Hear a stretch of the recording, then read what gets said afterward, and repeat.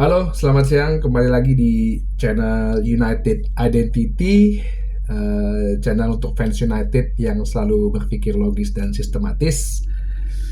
Oke, kali ini karena seminggu ini nggak ada pertandingan, di midweek juga tidak ada, gua nih akan bahas sedikit ya, mungkin lebih ke storytelling kali ya, mengenai pelatih gitu ya. Uh, gua akan coba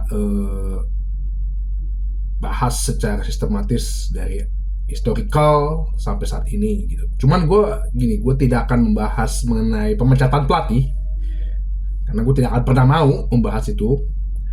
Ya, itu adalah menurut gue bahasan-bahasan yang dilakukan oleh berbanyak akun atau fanpage yang menamakan fanpage yang cuma pengen cari engagement kalau gue bilang sih.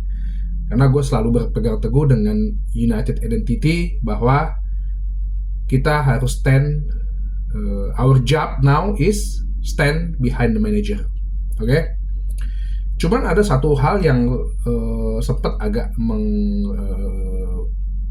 men-trigger gue gitu ya, dengan beberapa orang dalam diskusi gue ketemu teman-teman, dalam diskusi juga gue lihat di berbagai sosial media mengenai Erik ten Hag, pelatih Manchester United kita saat ini.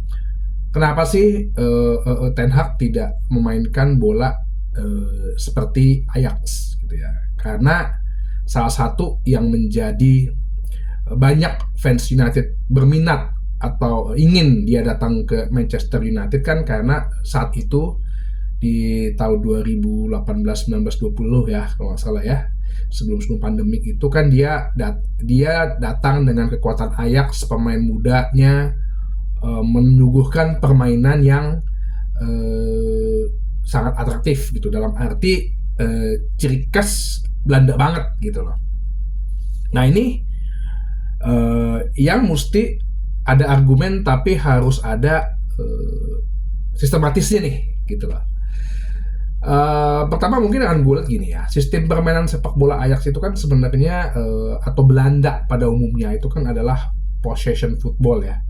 Kalau dulu media tahun 70-an itu, media zaman dulu tuh mengatakan tuh total football, sebenarnya bahasa medianya katanya. Itu karena benar-benar wah seperti sepak bola gitu.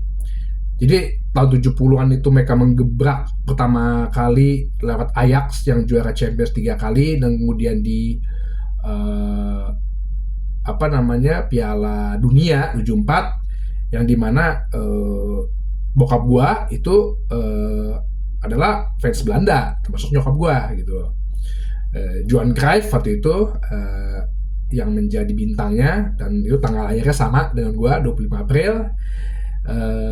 Menyuguhkan dunia dengan strategi possession footballnya yang pada intinya sebenarnya adalah bola tuh tetap dijaga gitu. Zaman dulu kan orang main bola ya main bola gitu loh ya. Brazil dengan gayanya individualisnya, terus Inggris dengan kick and rush-nya, Jerman juga dengan gaya-gaya direct-nya, bola-bola. Jadi asal serang, jadi jual beli serangan lah dulu zaman dulu kan. Nah, dengan possession football itu adalah intinya ketika lo menjaga bola dalam posisi kita, itu pertahanan pasti akan terjaga karena ya secara otomatis bola nggak diserang, pertahanan lo nggak diserang. Makanya dulu sampai nyokap gue bilang kiper Belanda saat itu Jongbloed itu adalah kiper yang gak pernah megang bola gitu katanya. Nah terus perkembangan position football ini terus kalau bisa saat bola dipegang lawan, lo rebut. Jadi kalau lo lihat di YouTube tuh suka aneh tuh, yang pertama awal-awal tuh yang mereka nge-pressing kayak anak kecil ngejar bola. Yang penting tuh bola diambil dulu. Dan pemain tuh harus selalu bergerak gitu. Itu basicnya gitu lah. Basicnya itu. Terus mereka membawa ke Spanyol, yang makanya akhirnya Spanyol istilahnya terinfluence lah ya. Dan sama bapak gue itu juga ke Barcelona waktu itu kan, Johan Cruyff dan Rinus Michel pelatihnya. Sama nih bapak gue mengidolakan timnas Belanda, terus akhirnya mengidolakan Barcelona, sampai akhirnya mengidolakan Arsenal gitu ya. Ini gue bukan mau nyindir siapa-siapa ya, atau mau mengkritik siapa-siapa, enggak, tapi emang kenyataannya gitu. Bokap gue juga penggemar Belanda, fans Barca juga, akhirnya di fans Arsenal gitu ya. Apakah itu jadi satu kode alam gitu ya. Nah, seiring waktu kan position football itu semakin berkembang gitu dengan majunya modernisasi sepak bola gitu ya, fisik pemain segala macam, teknologi segala macam gitu ya, dengan mereka akhirnya lebih memberikan juga taktiknya lebih mendetail gitu. Terus position football itu kan akhirnya diadopt oleh negara Spanyol gitu menjadi tiki taka, gimana agak lebih cepat aliran bolanya, dipercepat lagi aliran bolanya gitu. Karena selama ini Spanyol itu kan selalu gagal di turnamen-turnamen karena mereka bermain memang terlalu lambat sih. Kalau lu pernah nonton dari tahun 70, 80-an, 90-an, gue nonton tim sepak bola Spanyol ya seperti itu. Tapi kan syaratnya itu adalah ketika tiki taka itu berjalan, ya lo 11 pemain itu bener-bener 11 pemain yang kualitasnya premier gitu loh, high tiering A lah gitu ya, tiering 1 lah, yang jadi apa yang game plan diterapkan itu berjalan gitu loh. Nah, possession football itu kan dimainkan di Liga Belanda dengan Ajax dan PSV Eindhoven juga ya, semua berjalan seperti itulah total football. Terus sebenarnya bisa nggak sih diterapkan di Premier League gitu ya?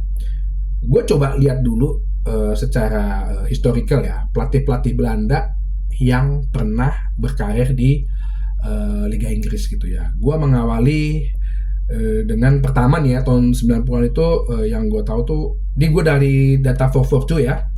Yang pertama itu adalah Ruud Gullit. Ruud Gullit itu dulu dia jadi pemain dan manajer Chelsea ya. Musim pertama dia itu mendapatkan piala FA. Terus dia musim keduanya dia mulai nerapin nih sistem permainan dia seperti di Eindhoven Belanda kayak dulu media menyebutkan namanya sepak bola seksi namanya ya. Gak berhasil tuh dia pecat. Setahun kemudian dia di hire oleh Newcastle, nggak berhasil juga dengan sistem permainan sepak bola seksinya itu,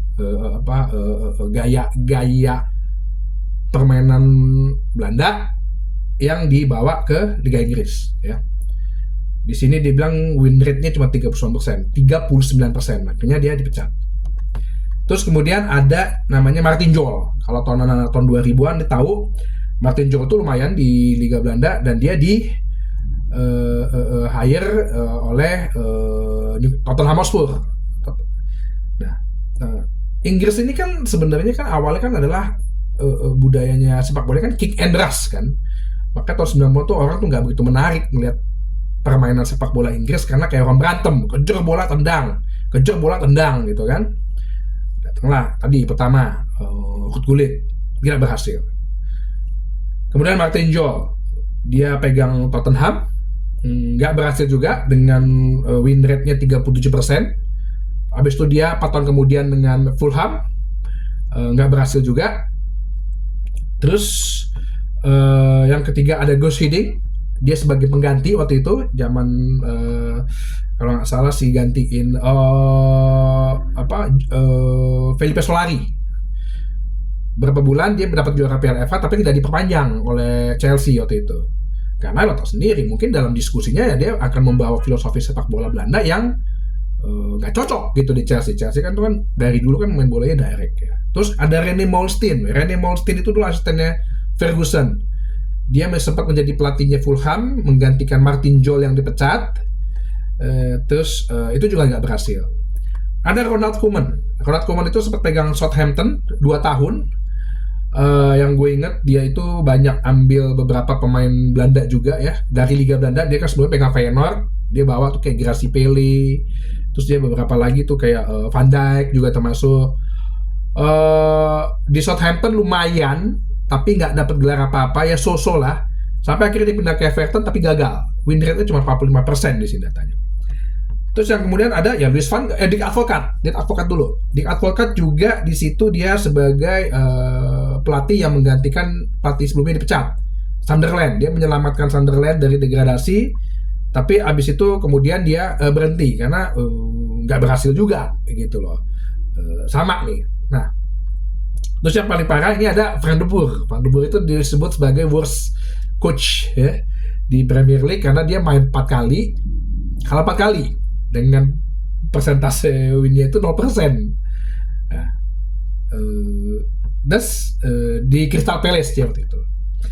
Terus ada yang kemudian adalah Louis van Gaal yang mengambil Manchester United.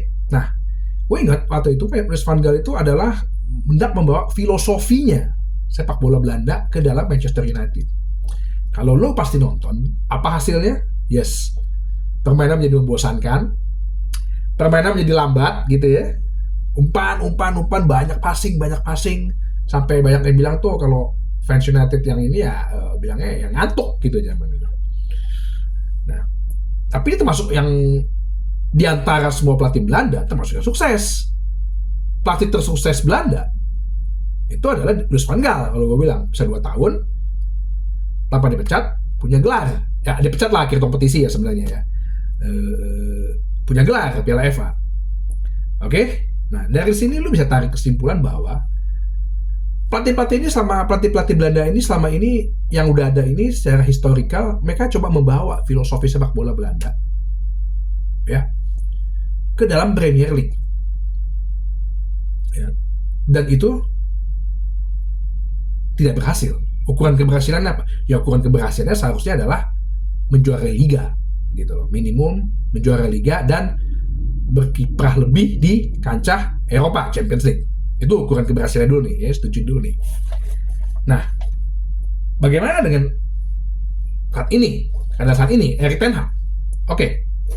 Erik ten Hag udah beberapa kali mengatakan bahwa dia tidak akan memainkan sepak bola Ajax gitu loh. Jadi gue nggak mau fans United ini menjadi terbawa gitu ya bahwa hey, kenapa sih lu nggak terus menerusan untuk mempertanyakan kenapa sih nggak mainkan sepak bola seperti Ajax? Karena tidak bisa. Historicalnya nggak bisa. Ten Hag ini juga pinter ya. Kalau dia nggak pinter, dia nggak mungkin jadi manajer Ajax dan kemudian jadi berhasil dan kemudian dipilih untuk menjadi manajer Manchester United gitu. Dia udah ngelihat pendahulunya bahwa gaya filosofi permainan sepak bola Ajax ini tidak bisa dimainkan gitu. Itu pertama. Dan yang kedua, untuk memainkan sepak bola Ajax yang seperti itu, lo harus membutuhkan 11 pemain yang benar-benar mengerti sistemnya dan terbiasa dengan sistemnya. Ya. Jadi kalau lo lihat komposisi pemain saat ini, kan nggak semuanya. Dia ada sih coba ambil beberapa pemain yang dia bawa gitu ya, seperti Anthony dan Lisandro Martinez. Sama ada pemain yang ya pasti ketahulah mengenai kultur filosofi sepak bola Italia ke Malaysia. Tapi kan lu memang nggak bisa maksain semua itu ke dalam itu karena masih banyak pemain-pemain yang tipenya emang nggak seperti itu kayak Rashford, kayak mungkin Bruno gitu ya, mungkin juga Garnacho atau juga Dalot segala macam. Jadi please deh stop deh untuk mengatakan bahwa ini sepak Ten Hag nih sebenarnya mau mainkan sepak bola apa sih gitu loh. Ya. Jadi lu harus coba mengerti bahwa Ten Hag itu udah melihat gitu loh bahwa ya gue gak akan mainkan game plan ini gitu. Terus jadi game plan apa gitu yang akan Ten Hag mainkan gitu loh. Ya nanti nih gue akan lanjutkan lagi di part 2-nya, dimana part 2-nya ini gue akan merunut juga, menarik garis juga mengapa Ten Hag ini untuk dia dipecat gitu loh ya. Jadi tadi yang pertama udah gue simpulkan bahwa yang pasti lu lupakan dulu lah untuk atau stop dulu lah pemikiran untuk mengatakan bahwa kenapa tidak memainkan sepak bola seperti di Ajax ya. Sistematis tadi udah gue jelasin tuh dari awal ya, kenapa. Selanjutnya akan ada di part 2 gue dengan Andre ya. Terima kasih menyaksikan bahasan saat ini, episode ini di United Identity fans channel untuk fans United yang berpikir logis dan sistematis. Oke, sampai jumpa di bahasan berikutnya.